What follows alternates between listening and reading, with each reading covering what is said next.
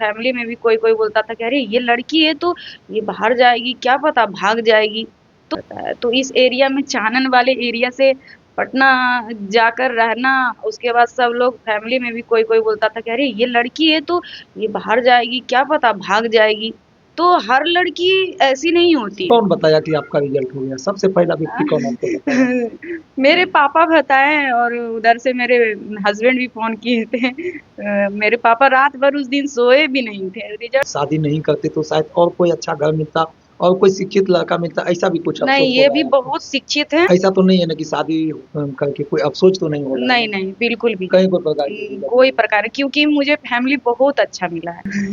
मुझे मुझे मेरा मेहनत का फल मिल गया, इससे ज़्यादा मुझे क्या फ़ील हो डर। सकता है। मेरा नाम श्वेता भारती है। बीपीएससी टीआरई 3 का ये एग्ज़ाम था जी, और उसमें मेरा 6 टू 8 का अभी रिज़ल्ट आया है। तो उसमें मैं हो गया मेरा रिज़ल्ट। जी। अपना चानन क्षेत्र की कितने बच्चियाँ एग्ज़ाम में बैठी थी? सर ये तो मुझे मालूम नहीं है, क्योंकि मैं पटना में ही रही रही हूँ, तो इसके बारे में मुझे आइडिया नहीं है। लेकिन पापा के द्वारा मुझे पता चला कि गोपालपुर के 2 मतलब स्टूडेंट निकाले हैं। वो लड़का में है, लड़की में थोड़ा-सा बताइए। लड़की के बारे में नहीं नहीं पता है मुझे, नहीं पता सॉरी। क्या तैयारी आप कहाँ पे आप पढ़ाई कर रहे थे? कब से आप पढ़ाई के लिए आप इतना इंटरेस्टेड थे जो कि आज जो है आप एग्ज़ाम क्वालीफाई कर लिए? क्योंकि बड़े-बड़े देखते हैं बहुत सारे लोग बाहर में भी अभी भी तैयारी कर रहे हैं, लेकिन वो नौकरी नहीं ले पाते हैं जी। और आप ले लिए।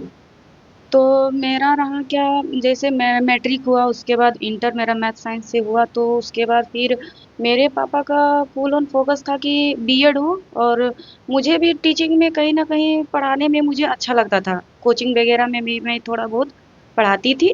मुझे अच्छा लगता था। मैं अच्छे से बच्चे के सामने मतलब पढ़ा सकती थी, समझा सकती थी। तो एक लगा कि, लेकिन उस टाइम शिक्षक लोग का जो था, शिक्षा मित्र और जो, तो उससे देखने को मिलता था सरकारी स्कूल के बारे में कि लोग मन में गलत भावनाएँ मतलब पैदा किए थे और उतना अच्छा से बेहतर तरीके से स्कूल वगैरह नहीं चल पा रहा था। तो कहीं न कहीं मुझे लग रहा था कि नहीं, मुझे नहीं बनना है शिक्षक। लेकिन जब मैं ग्रेजुएशन की, उसके बाद बीएड आया, उसके बाद सीटेट आया, तो मुझे लगा कि नहीं, जब शिक्षा में इतना बेहतर मतलब शिक्षक जो है वो इतना एग्ज़ाम क्वालीफ़ाई कर रहे हैं, तो वो जिस स्कूल में जाएँगे तो वो फिर बेहतर परफ़ॉर्मेंस करेंगे। तो मुझे लगा कि नहीं, मुझे भी शिक्षिका बनना चाहिए। तो मेरे पापा बीएड करवा दिए और उसी समय मेरा शादी भी सेट हो गया था। लॉकडाउन में मैं घर आई थी, तो मेरा शादी सेट हो गया। तो फिर मुझे लगा कि अभी चलो कर लेते हैं, क्या पता वैसा होगा नहीं होगा। तो फिर मैं कर ली। फिर बीएड कंप्लीट हुआ, फिर पटना गई। तो पटना जाने के बाद फिर बीएड कंप्लीट हो गया मेरा। 2017 से 2020 मेरा सेशन था ग्रेजुएशन का।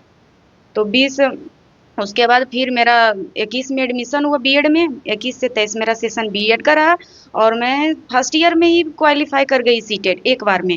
उसके बाद फिर मेरा 23 में जब मेरा डन हुआ, तो मैं बीपीएससी टीआरई 2 में हुई एलिजिबल, क्योंकि टीआरई 1 में तो 1 टू 5 था, तो जो कि बीएड को बाहर कर दिया गया उससे। तो बीपीएससी टीआरई 2 में मेरा तबीयत बहुत खराब हो गया था। तो मेरा एग्ज़ाम सही से नहीं गया, मैं मात्र 2 अंक से पीछे रह गई, जिसके वजह से मुझे बहुत ज़्यादा झेलना पड़ा।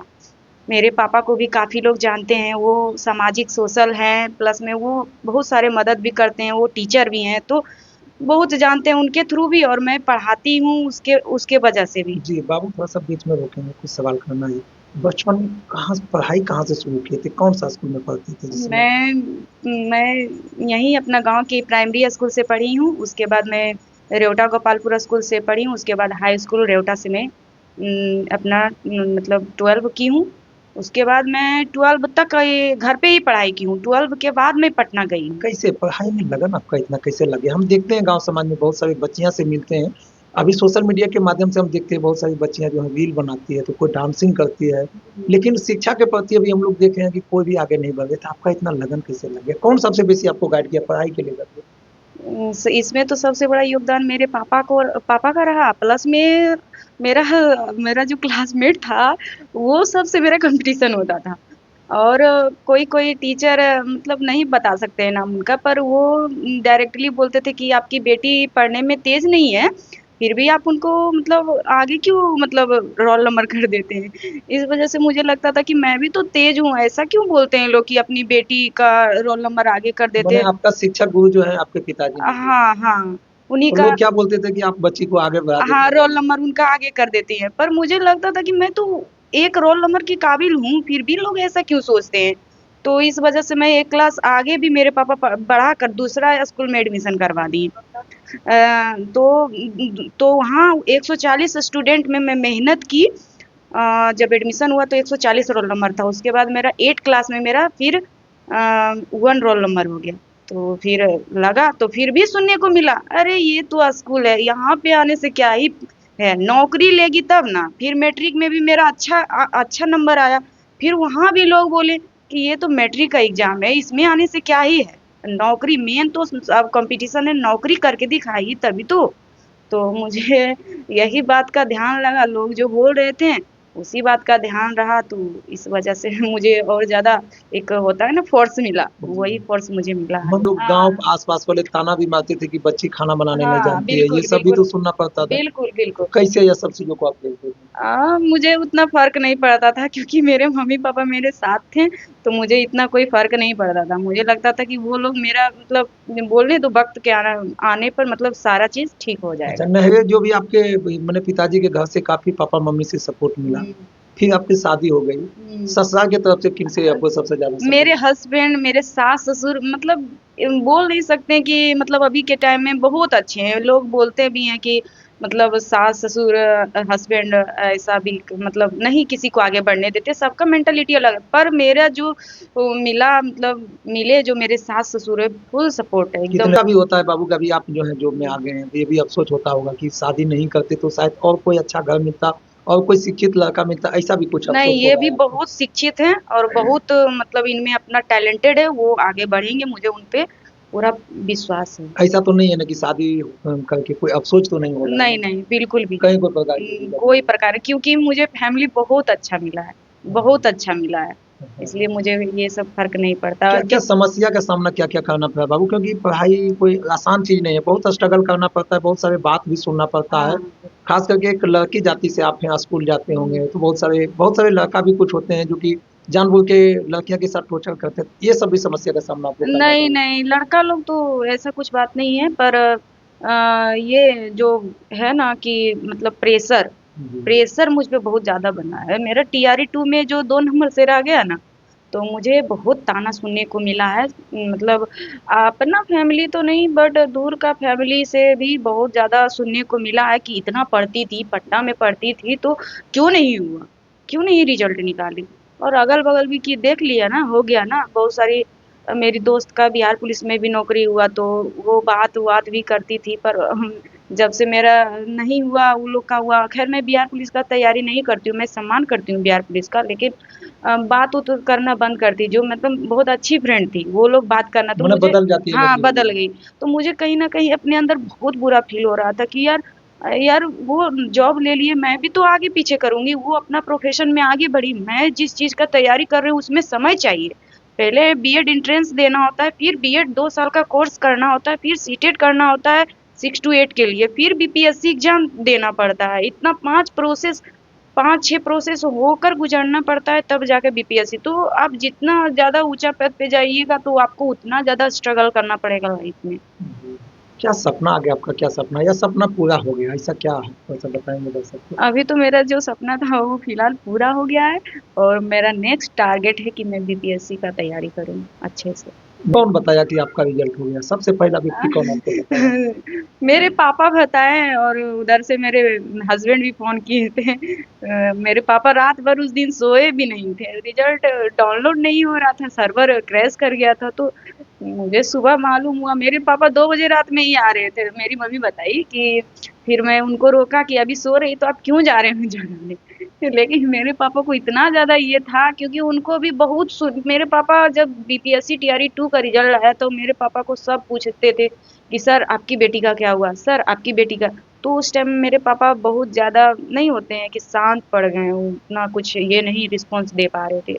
इस वजह से उनको ज़्यादा और ज़्यादा खुशी हुआ। हमको तो विश्वास था क्योंकि हम बहुत मेहनत किए हैं, हम बहुत 4 मतलब ये सब बोलने की बात नहीं है पर उस टाइम जो बीपीएससी टीआरई 2 था, उस टाइम थोड़ा-सा ठंड मौसम था, तो 2-3 दिन मैं स्नान भी नहीं कर पाती थी, क्योंकि टाइम बहुत कम था। बीपीएससी अति मेरा बीएड खत्म हो गया 2023 में, या 2023 में ही बीपीएससी टीचर का बहाली आने शुरू हुआ। तो मुझे टाइम नहीं मिला। बीपीएससी का कोर्स बिल्कुल अलग होता है, और ये बीएड अलग अलग चीज़ होता है, और बीपीएससी टीचर का जो कंपटीशन का होता है वो बिल्कुल अलग होता है। तो इसके लिए मुझे फिर एकदम 12-14 घंटा कंटिन्यूअसली पढ़ना पड़ा। उसके बाद ऑफलाइन टेस्ट मैं प्लेटफॉर्म में जाकर दी हूँ। उसमें मैं अमरजीत सर से मैथ पढ़ी हूँ। और इतना मैं पटना में कितना साल हुआ? पटना में मैं 2000 मैं इंटर करके गई थी। उस समय मेरा 17 साल एज हो रहा था। उसके बाद फिर मैं लॉकडाउन में फिर घर चली आई। फिर मेरा बीएड होने लगा तो मुजफ्फरपुर चली गई मैं। तो उसके बाद अभी मैंने फिर आपको काफ़ी स्ट्रगल करना पड़ा, हाँ, तब स्ट्रगल आज इस मुकाम पे आप आए जी, हैं। जी। अच्छा, जब आप सुने हैं कि रिज़ल्ट हो गया, जब पापा जी बताएँ तो उस समय कैसा लगा?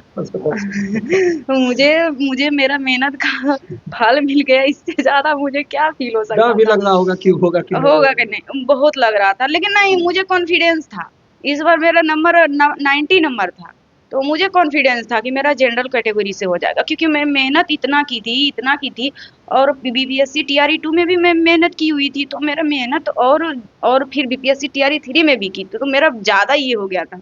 तो इस वजह से मुझे बहुत ज़्यादा कॉन्फिडेंस आ गया था, तो मुझे ये तो था कि मेरा श्योर हो जाएगा, 100% हो चलिए, जाएगा। तो इस एरिया में, चानन वाले एरिया से पटना जाकर रहना, उसके बाद सब लोग फैमिली में भी कोई कोई बोलता था कि अरे ये लड़की है तो ये बाहर जाएगी, क्या पता भाग जाएगी।